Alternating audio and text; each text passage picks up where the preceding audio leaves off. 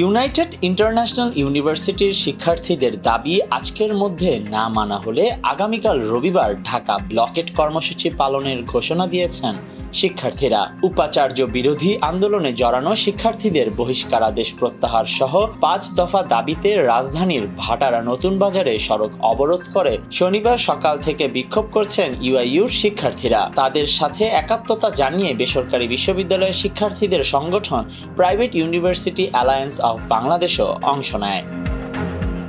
এ সময় সংগঠনের নেতারা ঘোষণা দেন, আজকের মধ্যে ইউআইইউ শিক্ষার্থীদের যৌক্তিক দাবি না মানা হলে আগামীকাল রবিবার পুরো ঢাকায় ব্লকেট কর্মসূচি করবেন তারা।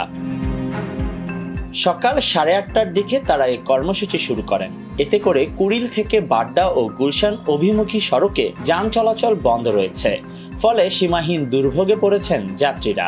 এদিকে সকাল 11টার দিকে শিক্ষার্থীদের রাস্তা থেকে সরিয়ে দেওয়ার চেষ্টা করে ব্যর্থ হয়েছে ভাটারা থানা পুলিশ। কিছু সময়ের জন্য আন্দোলনকারীরা ছত্রভঙ্গ হলেও আবারও তারা রাস্তা অবরোধ করেন। শিক্ষার্থীদের বিরুদ্ধে পুলিশ অ্যাকশনে যাওয়ায় বেশ কয়েকজন শিক্ষার্থী আহত হয়েছেন বলে দাবি করেন আন্দোলনকারীরা।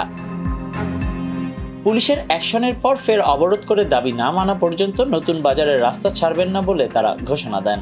শুধু তাই নয়, আজকের মধ্যে দাবি মানা না হলে আগামীকাল রবিবার পুরো ঢাকা ব্লকেট করার হুঁশিয়ারি দিয়েছেন তারা। একই সাথে শিক্ষার্থীদের ওপর হামলায় জড়িত পুলিশ কর্মকর্তাদের শাস্তির দাবি করেছেন তারা। Desk report, news now 24।